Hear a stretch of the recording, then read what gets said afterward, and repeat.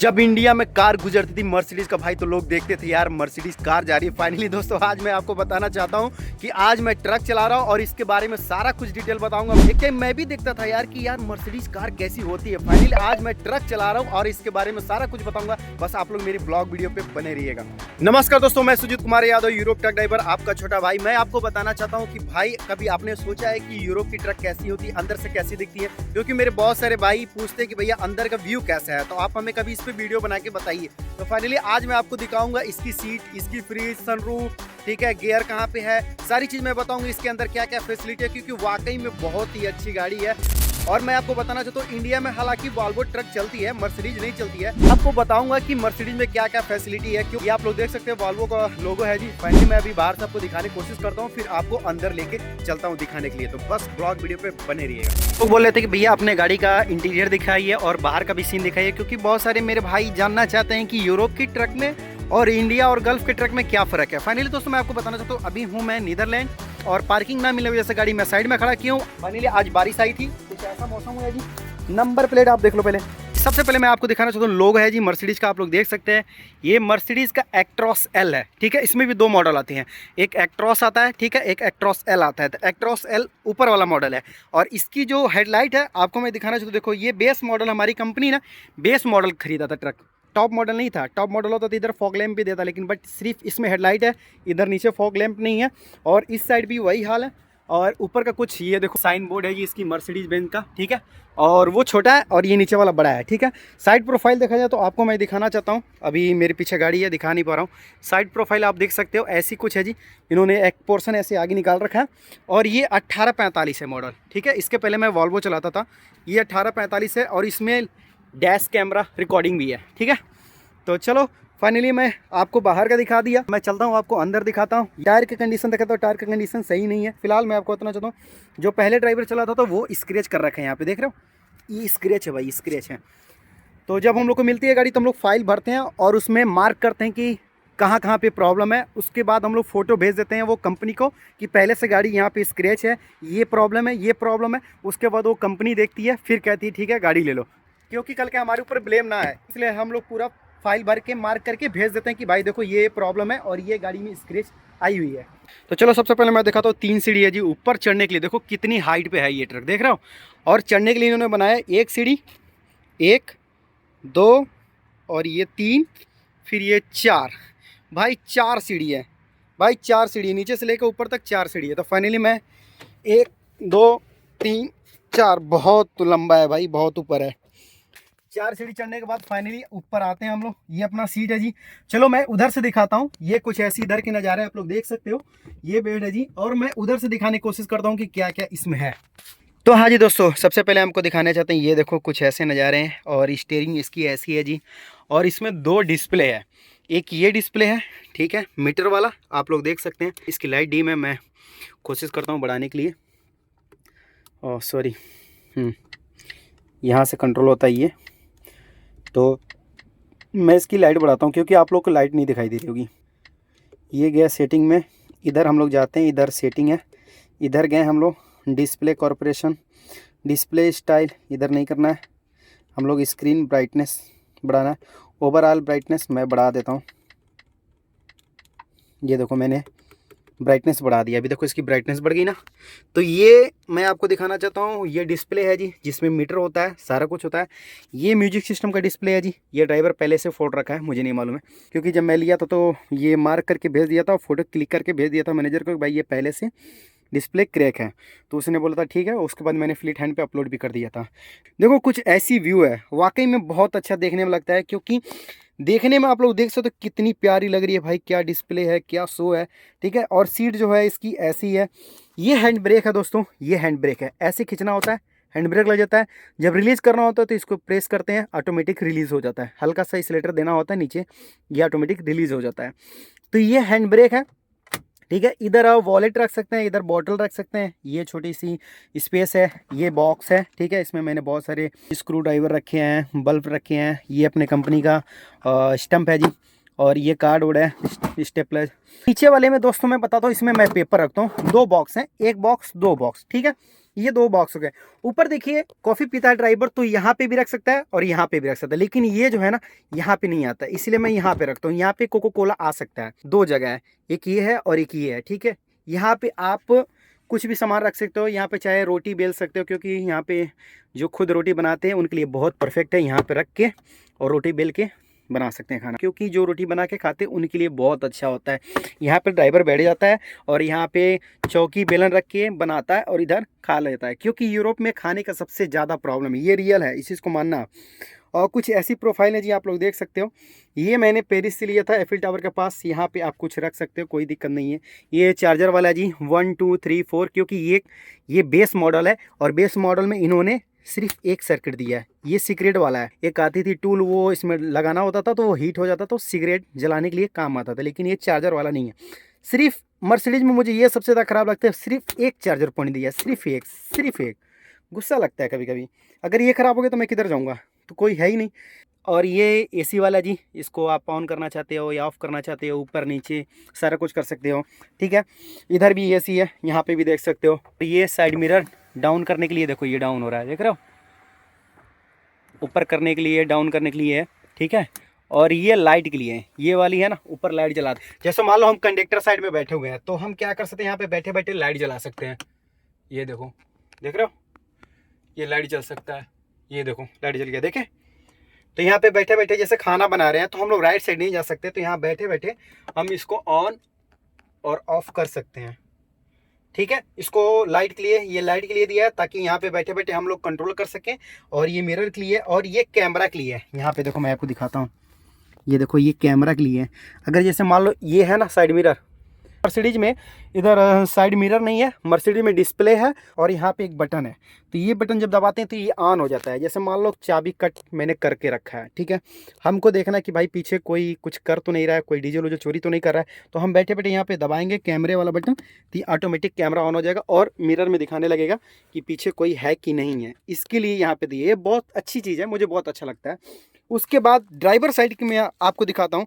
Driver side में देखो, यहाँ पे भी कैमरे वाला दे रखा है, ठीक है, ये लॉक लिए है। और ये जैसे मारुति में होती है ना, सेम फैसिलिटी यहाँ की ट्रकों में है। इंडिया में जो मारुति होती है उतनी फैसिलिटी नहीं होगा जितना यहाँ के ट्रक के मर्सिडीज में है या वॉल्वो में है। पूछो कैसे, यहाँ पे कैमरे के लिए दे रखा है। और ये जो है ना भाई, ये भाई साइड, ये जो है डिस्प्ले ना, आपको पता नहीं दिखाई दे रहा है कि नहीं दिखाई दे रहा, ये एडजस्ट यहाँ बैठे बैठे हम कर सकते हैं डिस्प्ले का। सोचो कैमरा है यहाँ पे, देखो कैमरा है यहाँ पे और अंदर डिस्प्ले दे रखा है, लेकिन हम यहाँ से एडजस्ट कर सकते हैं इसको। देखो जैसे मान लो हमको इधर साइड का करना है, ये देखो, देख रहे हो, ये देखो देखो हिल रहा है, देख रहे हो ना, ये देखो ऊपर बताने लगा रेड, मतलब ज़्यादा आपने कर दिया, अभी इधर करो। अभी मैं इसको इधर कर रहा हूँ, देखे अभी ग्रीन हो गया। तो यहाँ से बैठे बैठे भाई हम लेफ्ट साइड का भी कर सकते हैं और राइट साइड डिस्प्ले का कर सकते हैं। तो ये बहुत प्लस पॉइंट है। इसमें आपको दिखाना चाहता हूँ, अंदर आपको दिखाना चाहता हूँ, ये कुछ डिस्प्ले का ऐसा भाई व्यू है, बहुत ही प्यारा मुझे लगता है मर्सिडीज़ का।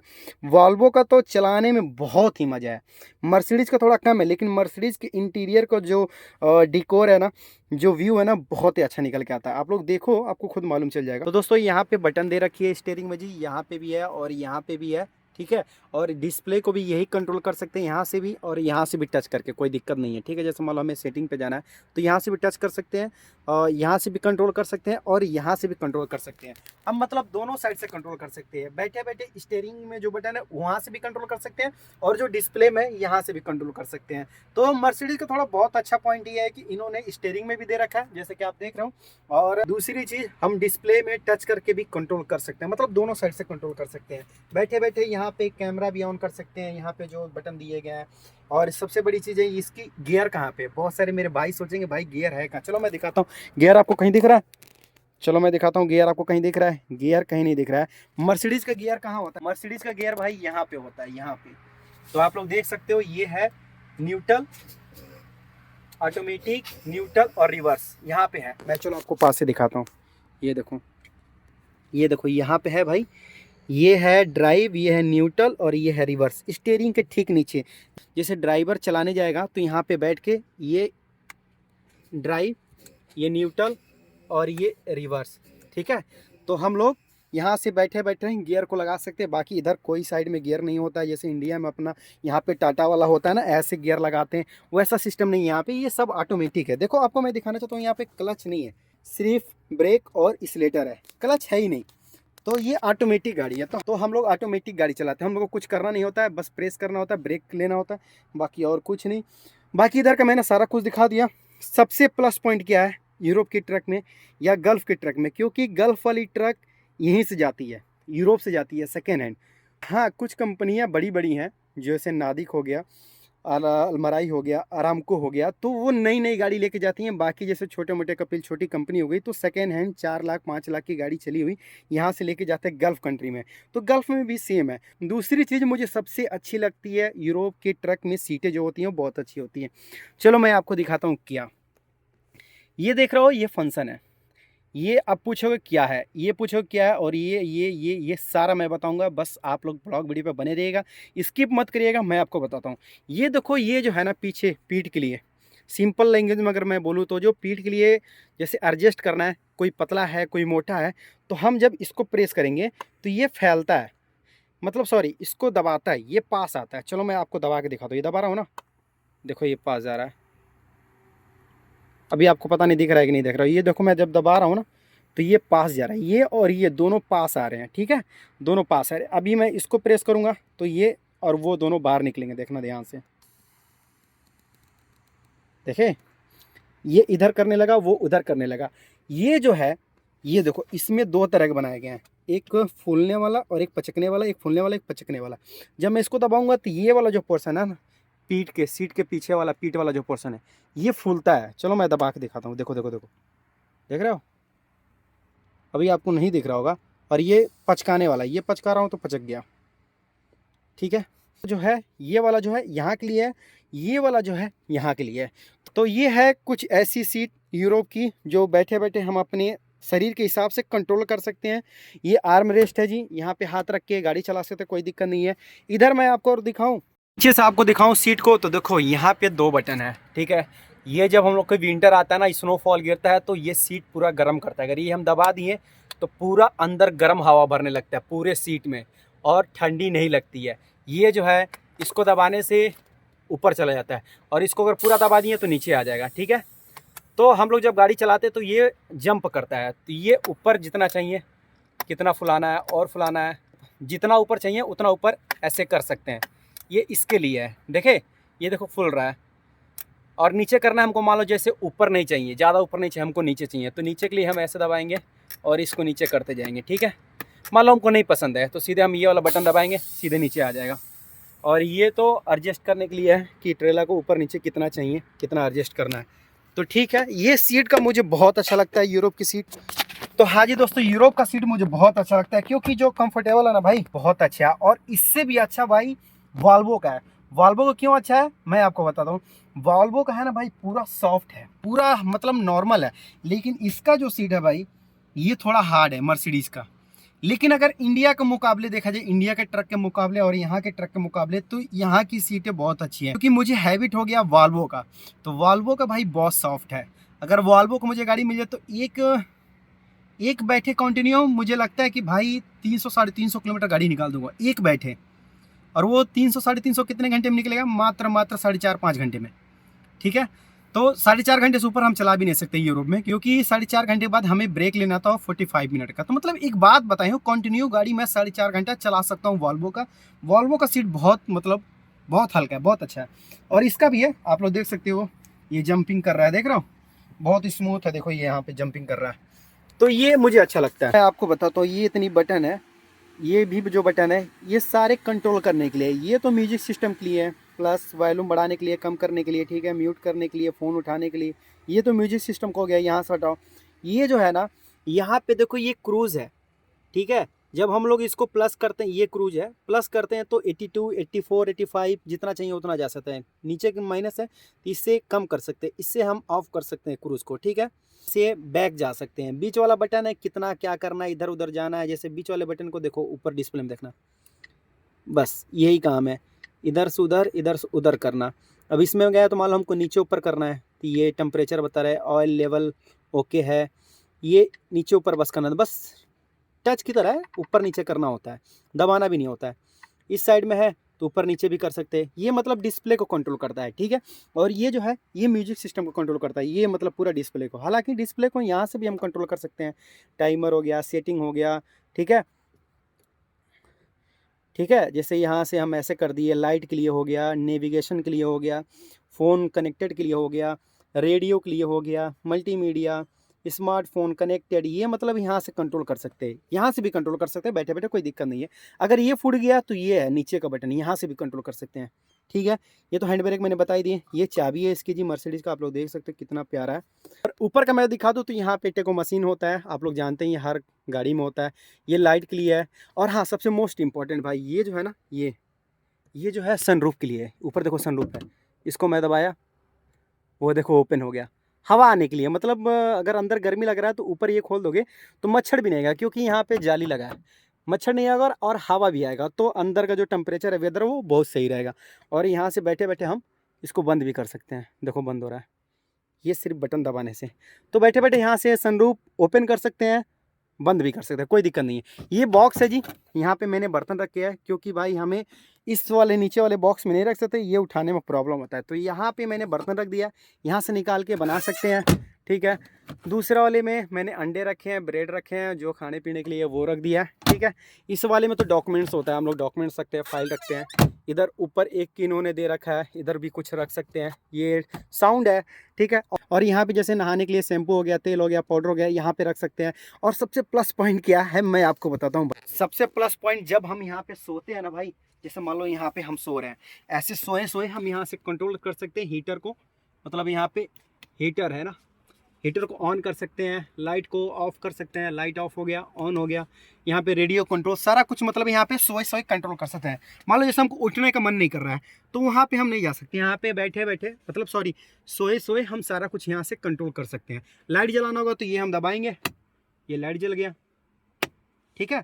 मतलब ड्राइवर सो रहा है तो सोए सोए यहाँ पे सारा कुछ कंट्रोल कर सकता है, मतलब उसको उठने की जरूरत नहीं है। तो ये प्लस पॉइंट है मर्सिडीज़ का, यहाँ पे सोए सोए आप यहाँ से कंट्रोल कर सकते हैं, ठीक है।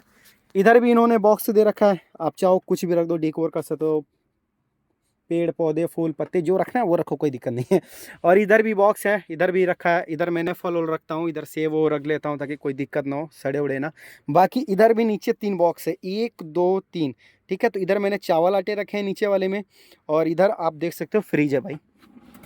यहाँ पे बैठे बैठे हम गाड़ी चलाते चलाते यहाँ से ओपन करके हम कुछ भी निकाल सकते हैं। इधर इसमें जूस वूस रखा है, ये फ्रिज है। और ये बॉक्स है, इसमें मैं सारा सामान रखा हूँ, तेल हो गया, चाय पत्ती हो गए, चीनी हो गए, मसाले हो गए, घी हो गया, सारा कुछ मैं इधर रख देता हूँ, दाल हो, ताकि यहाँ से बैठे बैठे निकाल के यहाँ पे कुछ बना के खा सकें, ठीक है। तो कुछ ऐसी व्यू है जी मर्सिडीज़ का। और बहुत सारे भाई मेरे बोलते थे कि भैया इंडिया के ट्रक में और यूरोप के ट्रक में क्या फ़र्क है। तो मैं आपको बताता हूँ, इंडिया के ट्रक में यूरोप के ट्रक में ये फ़र्क है कि यूरोप की ट्रक कंफर्टेबल है, यूरोप की ट्रक कंफर्टेबल है, लेकिन इंडिया की ट्रक बहुत मजबूत है। पूछो क्यों? क्योंकि ये ट्रक अगर एक बार लग गई ना तो फिर उसको पूरा रिपेयर करना। तो अगर सपोज जितना खतरनाक इंडिया में एक्सीडेंट होता है, अगर वैसे एक्सीडेंट यहाँ पे हो जाए तो पूरा केबिन चेंज करना पड़ेगा, क्योंकि ये बनने लायक केबिन होता ही नहीं है। ये मतलब देखा जाए टीना की तरह होता है, लेकिन यहाँ पे एक्सीडेंट कम होता है। क्यों होता है? क्योंकि ड्राइवर को प्रॉपर तरीके से रेस्ट दिया जाता है, और दूसरी चीज़ ड्राइवर को पूरी रूल रेगुलेशन, कैसे गाड़ी चलाना चाहिए, क्या साइन बोर्ड कहता है, क्या चीज़ फॉलो करना चाहिए, ये सारा चीज़ बताया जाता है कि हाँ आपको ऐसे गाड़ी चलाना होता है। अगर उसमें आप टेस्ट क्लियर कर ले तो फिर आपको गाड़ी दी जाती है, नहीं तो अदरवाइज यहाँ पे कोई घूस वूस नहीं चलता है, गाड़ी नहीं दी जाती है जब तक आप टेस्ट क्लियर नहीं करते हो।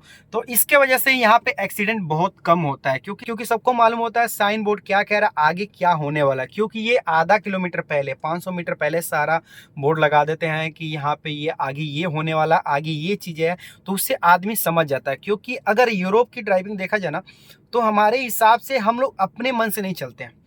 यहाँ पे जो बोर्ड कहता है, जो बोर्ड बोलता है उसी को फॉलो करके हम लोग चलाते हैं। बोर्ड बोल दिया 70 की स्पीड तो हम 70 की स्पीड रखते हैं, ठीक है।